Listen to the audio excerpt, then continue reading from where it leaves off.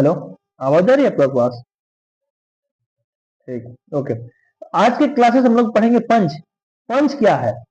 जैसे कि पिछले क्लास में हम लोगों ने पढ़ा कैलिपर। तो कैलिपर क्या था? एक मेजरिंग टूल था, हम लोग मेजरिंग करते थे। लेकिन आज की क्लास क्या है? पंच। आखिर पंच क्या होता है भाई? तो इस पंच की हम लोग देखेंगे क्या क्या पंच है। आपको लोग को दृश्य में दिखाई दे रहा है यहाँ पे पंच, लेकिन हम लोग आगे देखते हैं पंच कैसा होता है और क्या होता है, इसका उपयोग क्या है।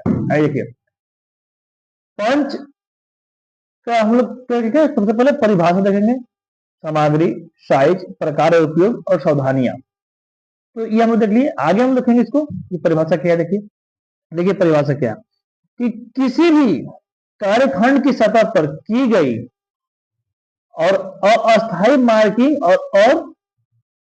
जो इनकी अस्थायी मार्किंग को अस्थायी मार्किंग करने के लिए जिस टूल का उपयोग किया जाता है उसे हम लोग पंच कहते हैं। जब हम पंच तो कर लिए, उसको क्या कहते हैं? उसे पंचिंग की प्रक्रिया कहते हैं। क्या कहते हैं इसे? पंचिंग की प्रक्रिया कहते हैं। तो परिभाषा तो आप लोग समझ गए कि किसी भी जॉब की सतह पर मार्किंग जब करने के बाद उसको मतलब अस्थायी मार्किंग, यहाँ पे अस्थायी मार्किंग को अस्थायी मार्किंग करने के लिए किसका उपयोग करते हैं? तो पंच का उपयोग करते हैं। उसी को हम लोग जिस टूल का उपयोग करते हैं मार्किंग करने के लिए उसे हम लोग पंच कहते हैं। तो परिभाषा देख लें हम लोग। आगे ये आगे देखिए, सामग्री। ये पंच किस मेटल का बना होता है? तो पंच ये क्या किस मेटल का बना होता है? तो पंच हाई कार्बन स्टील के बनाए जाते हैं। इसके पॉइंट को हार्ड एंड टेम्पर किया जाता है। देखिए कौन से पॉइंट को हार्ड एंड टेम्पर किया जाता है? देखिए ये जो पंच की पॉइंट क्या बोला कि पॉइंट को हार्ड एंड टेम्पर किया जाता है। देखिए यहाँ पे जो है क्या, ये हार्ड एंड टेम्पर के पंच की पॉइंट को है हार्ड एंड टेम्पर किया जाता है। अगर वो साइज देखते हैं, इसका साइज क्या होता है? तो पंच की साइज क्या होता है? पंच की साइज इसकी पूरी लंबाई और इसके व्यास से लिया जाता है। जो पंच की साइज होता है इसकी पूरी लंबाई और इसकी जो व्यास है उस व्यास से हम लोग लेते हैं। तो पंच की साइज क्या होता है? जैसे तो पंच की साइज ये है, क्या ये पंच की साइज यानी 1.5 mm से 12.5 mm तक की व्यास। आगे देखिए, यानी कि पंच की साइज 150 mm से 12.5 mm के व्यास, यानी कि 1.5 mm लंबाई तो 12.5 mm व्यास होगा। तो ये आप लोग समझ गए साइज और सामग्री। आगे देखते हैं हम लोग क्या देखेंगे। तो इसके प्रकार देखिए यहाँ पे प्रकार और उपयोग। तो हम पंच की मुख्यतः निम्न प्रकार होते हैं। आगे देखते चलिए लोग। फर्स्ट में क्या है? क्रिक पंच। दूसरा डॉट पंच। 3 नंबर पे सेंटर पंच, बेल पंच, ऑटोमेटिक पंच, पिन पंच, सॉलिड पंच, हेलो पंच, वेड पंच और लेटर एंड नंबर पंच। ये आप लोग समझ गए। इसके प्रकार के निम्न प्रकार होते हैं। तो हम देखते हैं बारी बारी से जो प्रकार है पंच की, इस प्रकार को क्या और इसकी पहचान क्या है। आप लोग यहाँ पर दृश्य में तो हल्का दिखाई दे रहा होगा यहाँ पे, लेकिन हम लोग इसको बारी बारी समझेंगे। देखिए सबसे पहले हम लोग समझेंगे प्रिक पंच। प्रिक पंच क्या है कि इसकी पॉइंट को 30 डिग्री के कोण में ग्राइंड करके बनाया जाता है। प्रायः नरम धातु के जॉब पर की हुई मार्किंग लाइन को डॉट लगाकर अस्थायी मार्किंग करने के लिए किया जाता है, जैसे तांबा, पीतल, एल्युमिनियम। देखिए इसका कहने का अर्थ यह है कि जो प्रिक पंच है, प्रिक पंच की जो पॉइंट होता है, पॉइंट कितना होता है? तो 30 डिग्री। इसको आप लोग नोट कर लीजिएगा, क्योंकि प्रिक पंच की आवाज मतलब परसेंटेज क्वेश्चन आप लोग को आता है। तो हर एग्जाम में प्रिक पंच क्वेश्चन आता है। तो उस क्वेश्चन में क्या अगर पूछ जाएगा कि प्रिक पंच की डिग्री कितना होता है पॉइंट का? तो 30 डिग्री। अब हम इसका उपयोग कहाँ करते हैं? तो जॉब के नरम धातु की जो जॉब होता है उस पर हम लोग मतलब अस्थायी मार्किंग करने के लिए इसका उपयोग करते हैं। नरम धातु पर हम लोग मार्किंग करने के लिए उपयोग करते हैं इसका। तो आप लोग समझ गए प्रिक पंच। आगे देखिए डॉट पंच। डॉट पंच क्या है भाई? तो डॉट पंच, इस पंच की पॉइंट कितना होता है? तो 60 डिग्री। इसको भी नोट कर लीजिएगा। इस पंच की पॉइंट कितना होता है?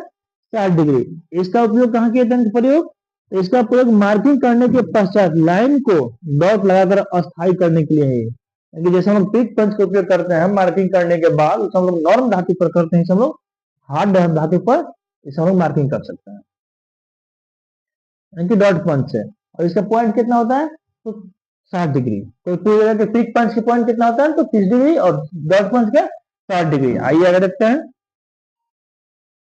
देखिए आगे क्या है, सेंटर पंच। इस पंच की पॉइंट कितना होता है, तो 90 डिग्री, 90 डिग्री। इस पंच की पॉइंट 90 डिग्री। इसका प्रयोग मुख्य ड्रिल होल करने के लिए, उसके सेंटर पॉइंट को पंचिंग करने के लिए किया जाता है। तो जब हम लोग जब सेंटर पंच का उपयोग कहाँ करेंगे, तो जब ड्रिलिंग करेंगे, तो ड्रिलिंग करने से पहले ड्रिल बिट की जो पॉइंट है वो पॉइंट इसमें मतलब सही अपने सटीकता को पकड़ बना ले, उसके लिए उपयोग करते हैं। जब ड्रिलिंग कीजिएगा तो आप लोग को 90 डिग्री के एंगल जो सेंटर पंच है इसका उपयोग करने को उपयोग किया जाता है। तो इसका उद्देश्य क्या है, तो ड्रिलिंग उद्देश्य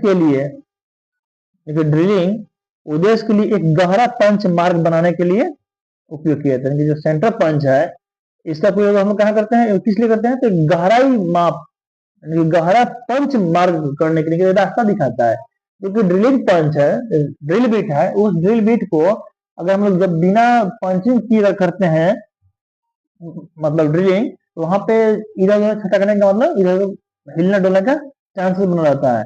अगर ये हम लोग सेंटर पंच से पंच करके करेंगे तो डायरेक्ट पॉइंट सीधा वहीं पे जाएगा, यानी जिस पॉइंट हम लोग किए वहां पे जाएगा। तो आप लोग इसे समझ गए कि सेंटर पंच, अब कोई पूछ देगा कि 30 डिग्री के एंगल, जो 30 डिग्री किस पंच का मतलब एंगल होता है, यानी कि पूछ देगा कोई कि 30 डिग्री जो एंगल है, 30 डिग्री का जो कोण है, पॉइंट एंगल, वो कौन से पंच का है, वो नाम बताइए। तो पिक पंच। पूछेगा 60 डिग्री किस पंच का एंगल है, तो डॉट पंच। फिर पूछेगा 90 डिग्री, तो सेंटर पंच का उपयोग किया जाएगा, सेंटर पंच। लेकिन 90 डिग्री किस पंच का पॉइंट है, तो सेंटर पंच का। आगे आप लोग देखिए अगला क्या है, ये है बेल पंच। देखिए बेल में घंटी, इसका प्रयोग बेल जैसे दिखने वाले बेलनाकार वस्तुओं को गहरा करने के लिए बेल पंच का उपयोग करते हैं। बेलनाकार जो वस्तु है उसमें अगर कोई गहराई करना होगा तो क्या करेंगे हम लोग, किसका उपयोग करेंगे, तो बेल पंच का उपयोग करेंगे। आगे देखिए, यह ऑटोमेटिक पंच, यह एक प्रकार की आधुनिक पंच है जिसका प्रयोग करते समय मार्किंग हैमर से चोट लगाने की आवश्यकता नहीं होती है, जिसका स्प्रिंग की सहायता से पंच का निशान लग जाता है। इसका पॉइंट कार्य के अनुसार 90 डिग्री और 60 डिग्री के कोण पर कार्य कर सकता है। इसमें भी क्वेश्चन बन सकता है आप लोग का कि कौन सा ऐसा पंच है जिसमें लोग बिना हैमर का पंचिंग करते हैं। तो आप लोग को ध्यान देना है कि डायरेक्ट ऑटोमेटिक पंच, दिमाग में डायरेक्ट लाना है कि ऑटोमेटिक पंच। आइए देखते हैं इसकी पार्ट्स के नाम। देखिए यहाँ पे पिक पंच जो है ऑटोमेटिक पंच है, इसका seal head, seal body, seal cap, high speed steel punch, hammer soft, the impact hammer, ये insulated force spring, elastic force spring. ये आप लोग समझ गए इनकी स्प्रिंग के parts, automatic spring, centre punch. अब हम देखते हैं आगे, आप लोग समझ गए। अब इसमें भी क्वेश्चन अब नोट कर लीजिएगा, कोई पूछ देगा कि कौन सा ऐसा पंच है जिससे हम लोग 90 डिग्री और 60 डिग्री के एंगल में पंच कर सकते हैं, तो ऑटोमेटिक पंच। आगे देखते हैं, देखिए अगला है पिन पंच। पिन पंच, इस पंच की नोक नहीं होती है, जो ये पंच है पिन पंच है, और पिन का मतलब देखो पिन भाई नोक हो गए, इस पंच की जो पिन पंच में नोक नोकीदार नहीं होता है, बल्कि उसके स्थान पर एक बेलनाकार पिन होती है। देखिए यहाँ पे इसके स्थान पर एक बेलनाकार पिन होती है जिसकी लंबाई जौ की आवश्यकता को पूरी करती है। इस पंच का प्रयोग मार्किंग के लिए नहीं बल्कि जॉब में फंसी हुई डबल पिन या टेपर पिन को निकालने के लिए इसका उपयोग करते हैं। देखिए अब यहाँ पे अभी तक हम लोग ने जो पढ़ा वो क्या पढ़ा, मार्किंग करने के लिए, केवल मार्किंग करने के लिए। लेकिन ये जो पिन पंच है इसे हम लोग मार्किंग नहीं करेंगे। क्या करेंगे, इसे कोई भी जगह कहीं भी अगर कार्य कर रहे हैं वहां पर अगर जॉब में अगर पिन फंस गया, नट बोल्ट में टूट गया, तो उसको वो निकालने के लिए हम लोग इसका यानी कि पिन को निकालने के लिए हम लोग इसका उपयोग करते हैं। देखिए इसका अलग अलग साइज में अलग अलग प्रकार के यहाँ पर दिया गया है। तो अब हम चलते हैं आगे। देखिए अगला है सॉलिड पंच। सॉलिड पंच क्या बोलते हैं, इस पंच का प्रयोग सीट या गर्म लोहे के टुकड़े को आर पार होल करने के लिए किया जाता है। इसके अतिरिक्त इस पंच का प्रयोग सीट मेटल शॉप या ब्लैक स्मिथ में किया जाता है। देखिए इसका कनेक्ट करते हैं, ये जो सॉलिड पंच है इसका प्रयोग हम क्या करते हैं, तो सीट या गर्म लोहे के टुकड़े को आर पार करने के लिए, जो गर्म लोहा होगा और उसमें टुकड़ा को आर पार करना है, कि मान लीजिए यहाँ पे आर पार करना है आपको, कि इस तरफ से लेकर के इस तरफ तक ले जाना है, तो किसका उपयोग करेंगे, तो सॉलिड पंच का उपयोग करेंगे। आगे देखिए अगला है हलो पंच। इसका नाम से सुना, हलो पंच। तो ये पंच अंदर से खोखला होता है, जो कि आप लोग स्क्रीन पर दिखाई दे रहा है। क्या कहा कि ये पंच अंदर से खोखले होते हैं तथा मुलायम पदार्थों में बड़े छेद करने के काम आता है। इसके पॉइंट वाले भाग की परिधि को चारों ओर से ग्राइंड करके धारेदार बना दिया जाता है। ये 1.5 mm से 13 mm तक के साइज में उपलब्ध है, जैसे चमड़े के सीट, रबड़ के सीट, गत्ता आदि को सुराख करने के लिए इस पंच का प्रयोग किया जाता है। अब हम देखते हैं इसको, ये क्या, ये हलो पंच है। एक अंदर से ये पंच खोखला होता है और मुलायम पदार्थ को होल करने के लिए काम आता है। जैसे कि आप लोग देखे होंगे इसका, आप लोगों के लिए जहां अगर मशीन जब चलता है, जो जैसे हम लोग राशन का जैसे चावल अगर हम लोग जाते हैं धान कुटवाने के लिए, तो वहां पे एक हलो पंच जो पट्टा होता है, जो पट्टा चलता है मशीन पे, तो उस पट्टा को उसको नट बोल्ट के साथ उसको जोड़ा जाता है। तो उसे जोड़ने के लिए हम लोग यही जो हलो पंच है, इस पंच से हम लोग उसको पंचिंग करेंगे। अब पंचिंग करने के बाद तब उसमें लोग नट लगा करके, नट बोल्ट लगा करके एक दूसरे से हम लोग कनेक्शन करते हैं। जैसे ऐसे यहाँ पर आ रहा है, दो है, तो ये छोर यहाँ जब आएगा तो यहाँ पर जुटेगा, तो यहाँ से कैसे जुटेगा, वही हलो पंच इस दोनों में छेद करेंगे तो अब ये जुटता है। आप लोग समझ गए कि हलो पंच का उपयोग कहाँ करते हैं। आगे देखिए अगला है बेड पंच। तो बेड पंच क्या है, बेड पंच भाई, तो बेड पंच में खोखले पंच के समान ही होता है। इसका उपयोग बड़े व्यास वाले छिद्र में किया जाता है। इस पंच से जब कतरन छिद्र कट जाए तो उस रॉड की सहायता से छिद्र के खराब पदार्थ को बाहर निकाल लें। तो ये क्या है कि जो व्यास जो व्यास ऊपर जो व्यास है, उस व्यास को, जैसे यहाँ पे व्यास है, इस व्यास को हम लोग क्या करना है, यानी कि इस जॉब की जो जॉब है, मान लीजिए कि यहाँ पे अगर कोई जॉब है, उस जॉब की जो व्यास, वहां पर हम लोग क्या करना है, वहां पे कोई रॉड है, उस रॉड को हम लोग को जब होल करना होगा वहां पे, ऐसे मतलब बड़ा सा जॉब है गोलाकार, उसको हम लोग को होल करके उसको छोटा करना है उसको, तो इसके लिए हम लोग इसका उपयोग करते हैं, बेड पंच का।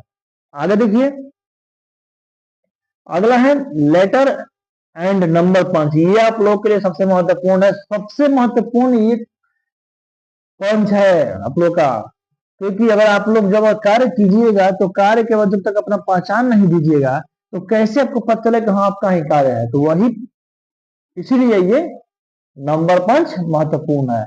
देखिए ये बॉक्स सेट में 0.8 mm से 13 mm तक के आकार वाले पंचों को रखा जाता है। इस प्रकार के यहाँ पर पंच कर लीजिएगा आप लोग। पंच का प्रयोग कार्यखंड पर लेटर और नंबर को चिन्हित करने के लिए किया जाता है। यानी कि कोई भी जॉब अगर बनाइएगा तो वहां पर आप लोग को अपना रोल नंबर होगा, या अपने नाम से उस और हम लोग मार्क करते हैं, इसलिए हम लोग इसे किससे करते हैं, तो लेटर पंच से करते हैं। तो हमको उम्मीद होगा आप लोग को ये समझ में आ जाएगा। अगर जिन छात्रों को समझ में नहीं आया होगा तो आप लोग कमेंट अवश्य कीजिएगा कि कैसा आप लोग क्लास समझ में आ रहा नहीं आ रहा है, तो हम फिर से प्रयास करेंगे बताने के लिए। तो आगे देखते हैं हम लोग सावधानियां क्या है। सावधानियां देखिए, सबसे पहले सावधानी क्या है भाई, तो सुरक्षा चश्मा पहने। जब हम, सही बात है भाई, जब पंचिंग कर रहे हैं तो आप लोगों को सुरक्षा यानी कि चश्मा पहनना चाहिए, क्योंकि पंच मारते समय धातु के छोटे कण उछल सकते हैं, इसीलिए आंखों की सुरक्षा जरूरी है। 2 नंबर पे है, वर्क पीस को मजबूती से पकड़े। जिस मेटल पीस पर पंच मार रहे हैं उसे वाइस या क्लैंप में अच्छी तरह से कस लें, अगर नहीं कसे तो चोट लग जाएगा आपको, वही कह रहा है। तो आगे देखिए, अगला है सही हथौड़े का इस्तेमाल करें। सही बात है, अगर पंचिंग कर रहे हैं तो सही हथौड़े का इस्तेमाल करें। बहुत भारी या बहुत हल्के हथौड़े न लें, काम के हिसाब से सही वजन का हथौड़ा चुने।